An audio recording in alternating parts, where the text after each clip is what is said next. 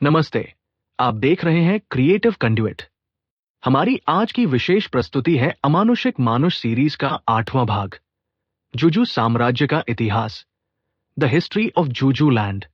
ये एक ऐसी रहस्यमयी गाथा है जो आपको उस विचित्र पीपे वाले साम्राज्य के गौरवशाली इतिहास से रूबरू कराएगी, जहां के तार सीधे रावण के लंका द्वीप और बंगाल के महान शूरवीरों से जुड़े हुए हैं।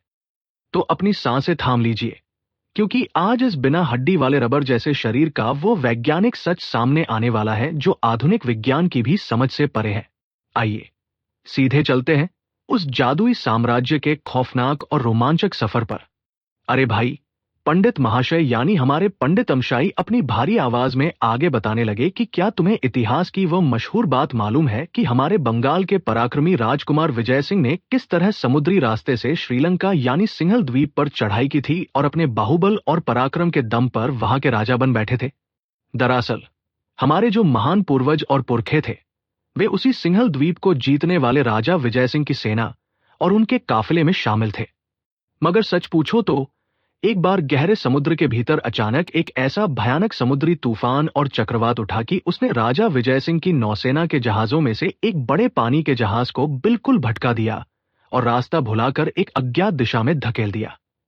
कई हफ्तों और महीनों तक अगाध समुद्र की लहरों पर हचकोले खाते खाते और तैरते हुए आखिरकार वो भटका हुआ जहाज अफ्रीका महाद्वीप के इस बेहद सीक्रेट और अनजान किनारे पर आकर रुक गया।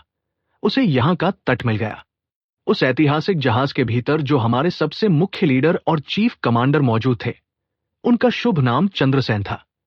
वे केवल तलवार चलाने वाले एक जांबाज और बहादुर योद्धा ही नहीं थे भाई, बल्कि दुनिया भर के तमाम कठिन शास्त्रों, वेदों और गूढ़ विद्याओं में उनका पांडित्य और उनका ज्ञान बेनतहा गजब और असाधारण था। वे अपने दिमाग में 24 घंटे सिर्फ और सिर्फ मॉडर्न साइंस के अनोखे रहस्यों और वैज्ञानिक फॉर्मूलों को लेकर गंभीर चर्चा और नए नए एक्सपेरिमेंट किया करते थे। सच पूछो तो वे विज्ञान की ऐसी ऐसी सीक्रेट तकनीकों और गुप्त बातों के मास्टर थे, जिनके बारे में आज की डेट में यानी साल 2026 के तुम्हारे बड़े बड़े मॉडर्न साइंटिस्ट्स और रिसर्चर्स को भी दूर दूर तक कोई अंदाजा या खबर रत्ती भर भी नहीं है। हमारे उन महान पुरखे चंद्रसेन ने इंसानी शरीर और इंसानी दिमाग को बेनतहा अपग्रेड करके उसे हर तरीके से परफेक्ट और सर्वगुण संपन्न बनाने का एक गजब का सीक्रेट फार्मूला और गुप्त तरीका इन्वेंट कर लिया था, उसका आविष्कार कर लिया था। मगर भाई अमल, वह साइंटिफिक प्रोसेस और तरीका इतना ज्यादा उलझा हुआ, पेचीदा और हाई लेवल का है कि अगर मैं इस समय तुम्हारे सामने उसकी पूरी व्याख्या भी कर दूं, तो भी तुम्हारा यह साधारण दिमाग उसे रत्ती भर भी कैच नहीं कर पाएगा, समझ नहीं पाएगा। इन सब के बावजूद अगर इस महान विज्ञान के रहस्य को करीब से जानने के लिए तुम्हारे मन में थोड़ी सी भी क्यूरियोसिटी या कौतूहल उमड़ रहा हो, तो तुम समय निकालकर हमारे यहाँ के हाईटेक म्यूजियम यानी जादूघर में जाकर अपनी इन आंखों से लाइव देख सकते हो। उस समय उस भटके हुए जहाज के भीतर उनके जो भी बाकी क्रू मेंबर्स और साथी बचे हुए थे, हमारे महान वैज्ञानिक चंद्रसेन ने उन सभी इंसानों को इकट्ठा करके अपने उसी नए साइंटिफिक फॉर्मूले का लाइव एक्सपेरिमेंट और टेस्ट करना शुरू कर दिया। और भाई, सालों तक चले इसी अद्भुत और खतरनाक साइंटिफिक टेस्ट और लैब एक्सपेरिमेंट के फाइनल रिजल्ट के तौर पर ही आज हमारा ये नया वजूद सामने आया है। हमारी इस नई प्रजाति की रचना और सृष्टि हुई है। सो भाई अमल, इस पूरे लॉजिक से तुम अब आसानी से ये बात समझ ही पा रहे होगे कि इतिहास के एक दौर में हम लोग भी हूबहू बिल्कुल तुम्हारी ही तरह साधारण बंगाली बाबू और बीते जमाने के पुराने ढर्रे के इंसान हुआ करते थे। मगर आज की डेट में हम विज्ञान की बदौलत पूरी तरह बदल चुके हैं और अब हम तुम जैसे कमजोर, लाचार, बीमार और अधूरे अपूर्ण इंसान कतई नहीं रह गए हैं। पंडित महाशय जोश में आकर कहने लगे कि अरे भाई, हमारा ये जो मन है ना, वो इस नश्वर शरीर या देह का नौकर या गुलाम कतई नहीं है, बल्कि हमारा मन तो इस पूरे शरीर का असली मालिक और सर्वशक्तिमान प्रभु है। हमारे इस विचित्र शरीर के भीतर एक सिंगल हड्डी भी मौजूद नहीं है, क्योंकि हमारे विज्ञान के अनुसार उसकी कोई आवश्यकता या जरूरत ही नहीं है। इस बिना हड्डी वाले रबर जैसे शरीर को लेकर हम अपनी मर्जी से जो चाहें वो अनोखा कारनामा कर सकते हैं। मुझे पूरा यकीन है अमल की हमारी प्यारी बेटी कमला ने तुम्हें डराने के लिए इसके एकाध लाइव डेमो या उदाहरण तो पक्के तौर पर दिखा ही दिए होंगे और तुम्हें दिखाए बिना वो मानी नहीं होगी। तुम जैसे साधारण इंसानों की तरह हमारा जो ब्रेन यानी मढ़ज और दिमाग है, वो खोपड़ी की सख्त हड्डियों के भीतर पिंजरे की तरह पिचक कर या कैद होकर बिल्कुल नहीं रहता है भाई। हमारा दिमाग तो पूरी तरह से आजाद और स्वतंत्र है। इसी वजह से अपने इस पूरे शरीर के ऊपर हमारा पूरी तरह से अटूट और असीमित अधिकार है। जरा अपनी इन आंखों से साक्षात देखो कि मैं अपने इस इकलौते चेहरे और मुंह को कितने खतरनाक रूपों में बदल सकता हूं। अरे भाई, इतना कहते ही उन पंडित अमशाई ने मेरे ठीक सामने अपने ऑप्टिकल चेहरे के ऐसे ऐसे डरावने, भयानक और खौफनाक नमूने दिखाए कि डर के मारे मेरा पूरा बदन थरथर कांपने लगा और रोंगटे छम छम खड़े हो गए। हमें जब और जिस समय जितने हाथों और पैरों की जरूरत महसूस होती है, हम उसी क्षण अपने शरीर से उतने ही नए हाथ और पैर तुरंत पैदा और क्रिएट कर सकते हैं। लो भाई, इतना बोलते ही पंडित अमशाई ने मेरी उन फटी और चकित आंखों के ठीक सामने पलक झपकते ही 2 कुड़ी यानी पूरे 40 हाथ पैर अपने पीपे से बाहर निकाल दिए और उन्हें हवा में जोर जोर से हिला कर डुलाकर लाइव दिखाने लगे। सच पूछो तो अमल, मैं अगर चाहूं तो तुम्हारी तरह बहुत ही चींटी की रफ्तार से धीरे धीरे वॉक कर सकता हूं या टहल सकता हूं, और अगर इमरजेंसी में कभी जरूरत पड़ जाए तो इतनी बुलेट ट्रेन जैसी स्पीड से दौड़ सकता हूं कि रास्ते में चलती हुई किसी तेज मोटर गाड़ी और कार को भी पलक झपकते ही पीछे छोड़ दूं और रेस में हरा दूं। इतना ही नहीं भाई, मैं इस धरती पर कुल कितने सालों या सदियों तक जीवित रहूंगा और कब मरूंगा, ये पूरा का पूरा फैसला भी पूरी तरह से मेरी खुद की इच्छा और पर्सनल मर्जी के ऊपर ही डिपेंड करता है। इतिहास और पुराणों की बात बताते हुए वे आगे बोले कि महाप्रतापी राजा रावण इसी लंका द्वीप यानी तुम्हारे श्रीलंका यानी सिंहल में ही निवास करते थे। उनके पास साक्षात 10 सिर यानी मुंड और पूरे 20 हाथ हुआ करते थे। मगर जब भी उन्हें कभी जरूरत पड़ती थी तो वे पलक झपकते ही एक बेहद नॉर्मल और साधारण इंसान का रूप भी धारण कर लिया करते थे। और रावण के जो सगे भाई थे कुंभकर्ण, उनका विशाल शरीर तो हमारे गांव के ऊंचे ताड़ के पेड़ से भी कहीं ज्यादा लंबा और ऊंचा था भाई। सच पूछो तो ये सारी बातें और कुछ नहीं बल्कि हमारे शरीर के ऊपर मन की इसी असीमित ताकत और प्रभुत्व के जीते जागते उदाहरण है। मगर तुम लोग ठहरे बिल्कुल साधारण और लल्लू किस्म के इंसान। इसीलिए तुम इन सब महान और वैज्ञानिक बातों को कोरी बकवास या किसी नशेड़ी की गांजे की लहर कहकर हवा में उड़ा देते हो। मगर भाई अमल, ये और कुछ नहीं बल्कि तुम्हारी खुद की भारी मूर्खता और महाबुर्बकपन है। हमारे जिन महान ऋषियों और मुनियों ने रामायण और महाभारत जैसे अमर महाकाव्यों की रचना की है, वे कभी अपनी जिंदगी में गांजा फूंकते थे या नशा करते थे? इसका पूरी दुनिया में कहीं कोई सबूत या प्रमाण मौजूद नहीं है। दरअसल ये बात पूरी तरह से पॉसिबल है कि हमारे महान पूर्वज चंद्रसेन साक्षात उसी राजा रावण के देश यानी श्रीलंका गए थे और इसी वजह से वे हर तरीके से परफेक्ट, सर्वगुण संपन्न और सुपर ह्यूमन इंसान को क्रिएट करने का वो सीक्रेट फॉर्मूला और गुप्त साइंटिफिक पद्धति डिस्कवर करने में कामयाब हो पाए थे। हो सकता है कि उस प्राचीन काल में भी श्रीलंका के कुछ गिने चुने चतुर वैज्ञानिक और पंडित इस गुप्त पद्धति के ऊपर गुपचुप तरीके से रिसर्च या खोजबीन कर रहे हों। मगर भाई, आज की डेट में ये जादुई तकनीक इस पूरी कायनात में सिर्फ और सिर्फ हम लोग ही जानते हैं। अगर तुम हमारे इस जादुई साम्राज्य में कुछ समय के लिए आराम से टाइम बिताओगे और हमारे साथ रहोगे तो तुम भी अपने इस छोटे दिमाग में बहुत सारा नया ज्ञान, साइंस और सीक्रेट नॉलेज हासिल करने में कामयाब हो सकोगे। अरे भाई अमल, आज के दिन मैं तुम्हें इससे ज्यादा ज्ञान की बातें और सीक्रेट इतिहास कतई नहीं बताऊंगा। अगर एक ही सिंगल दिन में तुमने इतनी सारी भारी भरकम बातें एंड साइंस सुन लिया तो तुम्हारा ये अधूरा, अनडेवलप्ड और छोटा सा मरज शायद पूरी तरह से चकरा जाएगा, कंफ्यूज हो जाएगा और सब कुछ आपस में खिचड़ी बन जाएगा। सो भाई, आज के लिए ज्ञान का ये चैप्टर यहीं पर क्लोज करते हैं, बस यहीं तक। अब चलो फटाफट मेरे पीछे पीछे आओ।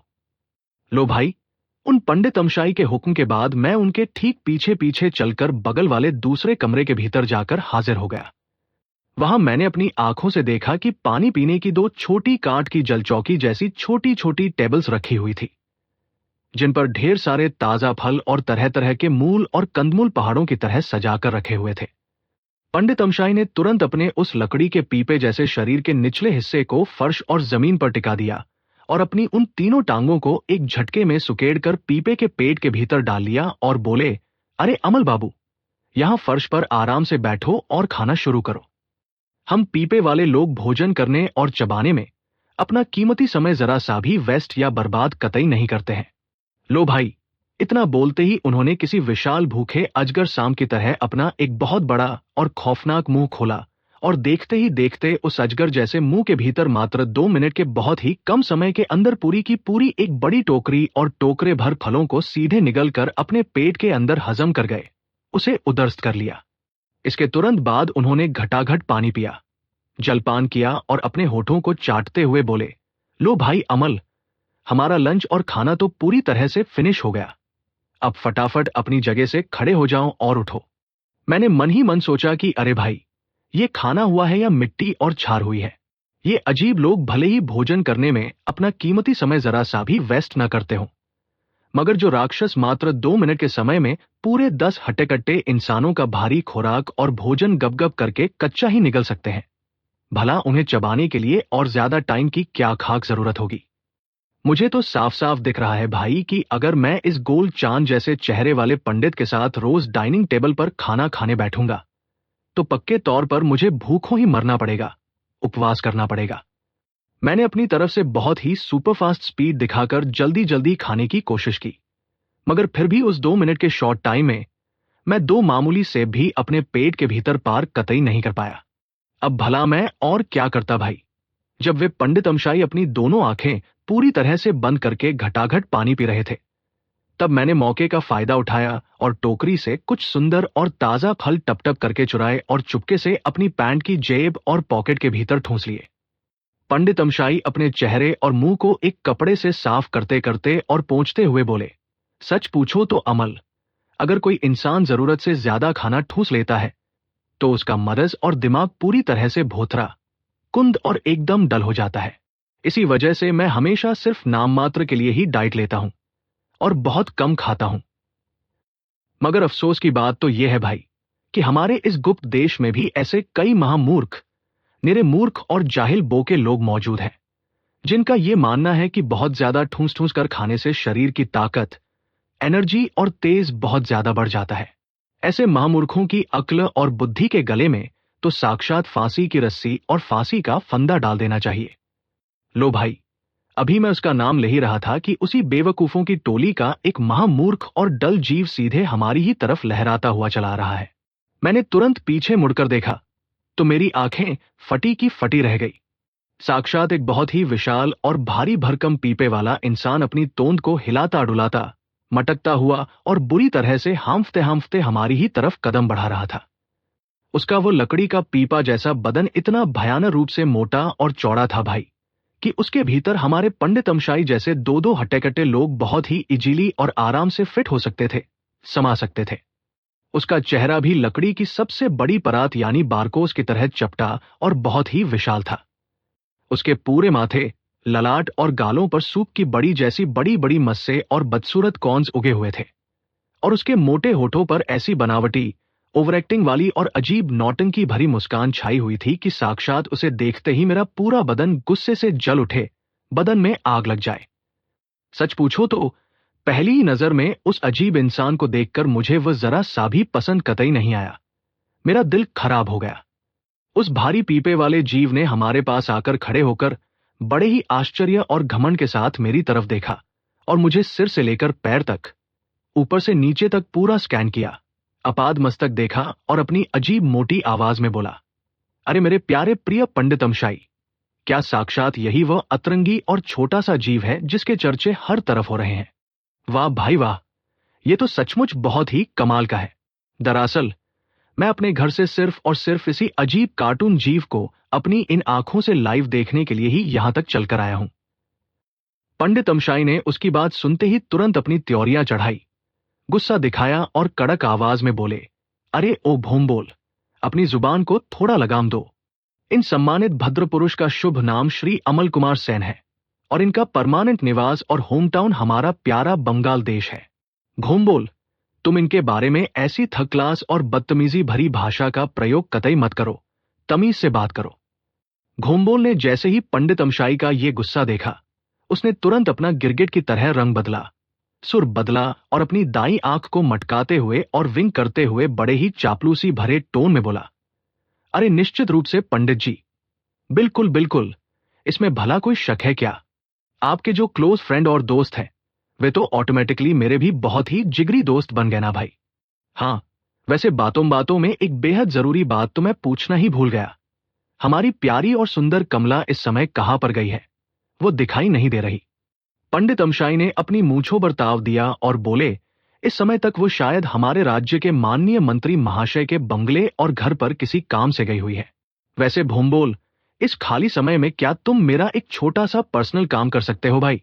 क्या तुम हमारे इस नए मेहमान अमल को अपने साथ लेकर इस सीक्रेट शहर में थोड़ा वॉक कराने और बाहर घुमाने लेकर जा सकते हो? घोंबोल ने तुरंत अपने सीने पर हाथ मारा और बहुत ही जोश में आकर बोला, अरे निश्चित रूप से पंडित जी, इसमें भला कहने की क्या बात है, बिल्कुल जाऊंगा। आपकी एक छोटी सी आवाज और हुक्म पर तो मैं अपनी जान तक हंसते हंसते न्योछावर कर सकता हूं। यह बाहर घुमाने का काम तो मेरे लिए धूल के कण जैसा बेहद मामूली और तुच्छ मैटर है। आइए आइए अमल बाबू, बिना किसी झिझक के फटाफट मेरे पीछे पीछे चले आइए। मैं आज आपको अपने इस साम्राज्य के सबसे बड़े और हाईटेक म्यूजियम यानी जादुई जादूघर की सैर कराने ले जाऊंगा। और सुनो भाई अमल बाबू, उस जादूघर के कैंपस के भीतर ही एक बेहद शानदार और वीआईपी होटल भी मौजूद है। वहां चलकर हम दोनों आराम से बैठकर थोड़ा बहुत स्नैक्स और बढ़िया लंच तथा खाना पीना भी करेंगे। इस बारे में आपका क्या ख्याल है?